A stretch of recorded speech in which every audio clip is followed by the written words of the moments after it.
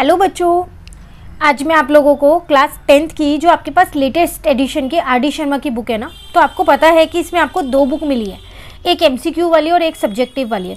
तो ये आपके पास वो एमसीक्यू वाली बुक है क्लास 10th की, ठीक है।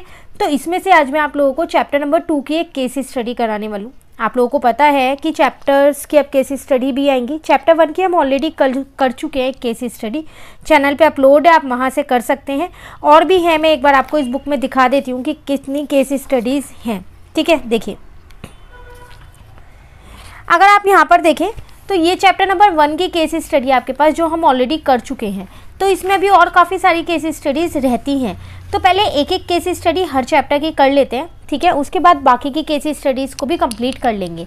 आज हम कौन से चैप्टर की करने वाले हैं? चैप्टर नंबर 2 की करने वाले हैं। इस बुक से मैं आपको सारे एमसीक्यू क्वेश्चंस प्लस जितनी भी केस स्टडीज़ हैं वो भी सारी करवाऊंगी, सॉल्व और अनसॉल्व दोनों ही कराऊंगी। चैनल पे आपको सारा मटेरियल मिल जाएगा। तो अगर आपने अभी तक चैनल नहीं सब्सक्राइब कर रखा है तो चैनल को जल्दी से सब्सक्राइब कर लीजिए और बेल आइकन को भी ऑन कर लीजिए, ठीक है। देखिए, चैप्टर 2 है पॉलिनोमियल्स। इसके हमने इंपॉर्टेंट क्वेश्चंस कर लिए हैं। इस चैप्टर को हमने आर.डी. शर्मा से भी कर रखा है, जो इसकी मेन बुक है उससे। आज इसकी केस स्टडी की बारी है। चलो देखते हैं क्या है केस स्टडी इसमें। ये आपके पास first case study example number 29। एक बार जल्दी से रीड कर लेते हैं। कह रहे in figure 2.4 various structures are parabolic in shape. A parabolic is a curve represented by a quadratic polynomial px is equals to a x square plus bx plus c। कह रहे हैं यहाँ पर कुछ स्ट्रक्चर्स दे रखे हैं, आपको दिख रहे होंगे यहाँ पर, ये पैराबोला शेप में है, ठीक है। और उसके साथ साथ आपको एक क्वाड्रेटिक इक्वेशन दे दी है ax square plus bx plus का c। क्लियर है? इसके बेस पे आपको कुछ क्वेश्चंस दे रखे हैं और उसके आंसर आपको करने हैं। आपको पता है कि जो केस स्टडी है आपके पास सब्जेक्टिव टाइप आएगी, एमसीक्यू नहीं आएगी। तो आप सीधा सीधा सॉल्व करेंगे पूरा, बाद में ऑप्शन से चेक कर सकते हैं, ठीक है। कह रहे हैं in the standard form of quadratic polynomial ax square plus bx plus c। तो a b c होते क्या है आपको ये बताना है। तो देखो, हमेशा याद रखना कि जो भी क्वाड्रेटिक पॉलिनोमियल की स्टैंडर्ड फॉर्म होती है ना, उसमें जो ये a b और c होते हैं ना, ये मेरे रियल नंबर्स होते हैं। पर एक और चीज़ होती है यहाँ कि जो मेरा ये a होता है ना, ये कभी भी ज़ीरो नहीं हो सकता। क्यों? अगर मैं आपको यहाँ पर एक सेकेंड देखो, यहाँ लिखूँ तो ax स्क्वायर प्लस का bx प्लस का c है। मैंने अभी आपसे बोला कि जो ये a b और c हैं ये हमारे रियल नंबर्स होते हैं और a जो है वो कभी भी ज़ीरो नहीं होगा। क्यों नहीं होगा? अगर मैं a को ज़ीरो पुट कर दूंगी तो ये पूरी वैल्यू ही ज़ीरो हो जाएगी। तो ये वाली टर्म तो हटी गई। अब आप पे यही दो टर्म्स तो बची। तो फिर ये क्या क्वाड्रेटिक पॉलिनोमियल रही? नहीं, ये लीनियर पॉलिनोमियल बन जाएगी फिर। इसलिए a कभी भी ज़ीरो नहीं होता और हमारे पास जो a b और c होता है वो क्या होते हैं? हमारे रियल नंबर होते हैं। क्लियर? अब ऑप्शन देख लो, कहाँ है? a is a non zero real number and b and c are real number. a जो है वो नॉन ज़ीरो होगा। अब b और c में कोई भी ज़ीरो हो सकता है, ठीक है। तो इसका आंसर आ जाएगा आपके पास यहाँ डी। क्लियर? नेक्स्ट में आपसे क्या कह रहा है क्वेश्चन नंबर 2 में, इसी में, if the roots of quadratic polynomial ax square plus bx plus c are equal. कह रहा अगर इसके रूट्स इक्वल हैं then its discriminant d is equals to b square minus 4ac satisfied. तो फिर जो d है वो क्या होगा?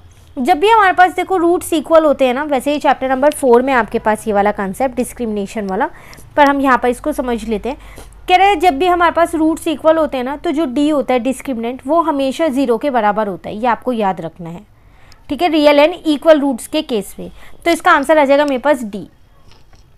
क्लियर? नेक्स्ट क्वेश्चन नंबर 3 में क्या कह रहे हैं? इफ़ अल्फा एंड 1/अल्फा are zeros of quadratic polynomial. एक क्वाड्रेटिक पॉलिनोमियल दे रखा है, कह रहा है अल्फा और 1/अल्फा इसके जीरोज हैं। तो फिर बताओ k की वैल्यू क्या होगी? तो इसको यहाँ पर सॉल्व करेंगे। तो पहले मैं इसको यहाँ लिख लेती हूँ। तो यहाँ पर मेरे पास 2x स्क्वायर माइनस का x प्लस का 8k है। अब अल्फा और 1/अल्फा मुझे इसके जीरोज दे रखे हैं, तो मैं क्या करती हूँ, यहाँ पर प्रोडक्ट ऑफ जीरोज लगाती हूँ। फॉर्मूला प्रोडक्ट ऑफ जीरोज का वो होता है मेरे पास c/a। तो अल्फा मल्टीप्लाई 1/अल्फा, ये तो जीरोज का प्रोडक्ट हो गया। c की वैल्यू मेरे पास कितनी है? यहाँ पर 8k है और a की वैल्यू कितनी है? 2 है, ठीक है। ये आपस में कट गए, ये 2 इधर आ गया, तो 2 में यहाँ पर मैंने इस 8 को भी इधर ले आई, ठीक है। इस इक्वल्स टू में k हो गया, तो k की वैल्यू मेरे पास कितनी आ गई? 1/4 आ गई। आप चेक कर सकते हैं, ये रहा आपका आंसर। क्लियर। चलिए अभी 2 क्वेश्चन और हैं, टोटल 5 क्वेश्चन हैं। फोर्थ में आपसे क्या कह रहा है, the graph of the polynomial P X is equals to X square plus 1। कह रहा है जो ये पॉलिनोमियल है इसका ग्राफ कैसा होगा, इंटरसेक्ट करेगा एक्स एक्सिस पे 2 अलग अलग डिस्टिंक्ट पॉइंट पे, या टच करेगा एक्स एक्सिस पर एक पॉइंट पे, या neither touch nor intersect X axis, या फिर नेवर इंटरसेक्ट वाई एक्सिस। तो अगर आप यहाँ पर देखें तो आपको जो पॉलिनोमियल दे रखा है वो दे रखा है आपको यहाँ पर एक्स स्क्वायर प्लस का 1। इसमें ए जो है वो 1 है, बी जो है वो 0 है, और सी जो है वो 1 है। अगर मैं इसके डी की बात करूँ तो डी मेरे पास क्या होता है, बी स्क्वायर माइनस का 4ac, तो 0 माइनस का 4 इंटू में 1 इंटू में 1, तो ये -4 आ रहा है। तो जो डी की वैल्यू है वो आपके पास क्या आ रही है, 0 से छोटी आ रही है ना, -4 0 से छोटा है ना। तो जब डी की वैल्यू आपके पास 0 से छोटी होती है तो उसके पास नो रियल रूट्स होते हैं, और जब नो रियल रूट्स है, एक भी जीरोज नहीं है, तो फिर वो ना एक्स एक्सिस पे टच करेगा, ठीक है, और ना ही इंटरसेक्ट करेगा। तो इसका आंसर हमारे पास क्या आ जाएगा, C, neither touches nor intersect X axis, क्योंकि उसके जो रूट्स एंड डिस्क्रिमिनेंट जो आया है वो 0 से छोटा आया है, इसलिए तो उसमें क्या कहते हैं, नो ज़ीरो होंगे, नो रियल ज़ीरोज़ होंगे। क्लियर। चलिए नेक्स्ट कह रहे हैं, if the sum and product of the roots of quadratic polynomial are minus alpha and -1 upon alpha, then the quadratic polynomial is. आपको एक क्वाड्रेटिक पॉलिनोमियल के सम और प्रोडक्ट दे रखे हैं, और क्वाड्रेटिक पॉलिनोमियल आपको बनाना है। बहुत आसान है, आपको पता होगा कि आपके पास एक फॉर्मूला है यहाँ पर, ठीक है, और वो फॉर्मूला क्या होता है आपके पास यहाँ पर, अगर हम यहाँ पर उसको लगाएं इस फॉर्मूले को 5th वाले में, तो क्वाड्रेटिक पॉलिनोमियल बनाने का फॉर्मूला आपके पास होता क्या है, एक्स स्क्वायर माइनस यहाँ पर होता है आपके पास सम ऑफ जीरोस, इनटू में आपके पास होता है एक्स, अब प्लस में आपके पास क्या होता है यहाँ पर प्रोडक्ट ऑफ जीरोस। क्लियर। अब सम ऑफ जीरोस आपको माइनस एल्फा दे रखा है, तो माइनस का अल्फा ले लेते हैं यहाँ पर, इंटू एक्स ऐसी है। Product of zeros 1 upon alpha दे रखा है, वो भी माइनस का दे रखा है, और इसके बाहर हम एक कांस्टेंट नंबर ज़रूर लगाते हैं, वो आप कोई सा भी लगा सकते हो। तो अगर आप अपने यहाँ पर ऑप्शंस देखें तो उसमें वो जो नंबर लगा हुआ है, वेरिएबल जो रियल कांस्टेंट लगा है वो ए लगा हुआ है, तो आप भी यहाँ पर फिर ए ही लगा लेना, ठीक है। तो यहाँ पर कर लेते हैं,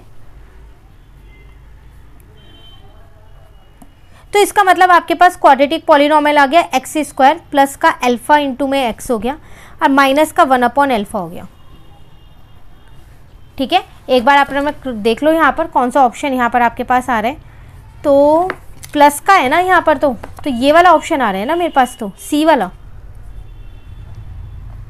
अगर हम देखें तो -1 अपॉन एल्फा है, अच्छा, तो देखो यहाँ पर अगर आप ऑप्शंस देखो तो ये वाला ऑप्शन आ रहा है ए वाला, x square plus alpha into में एक्स है, माइनस का 1 अपॉन एक्स अल्फा, देखो ये रहा है ना सेम ये वाले से। क्लियर। तो इसका आंसर आपके पास क्या हो जाएगा, ए हो जाएगा।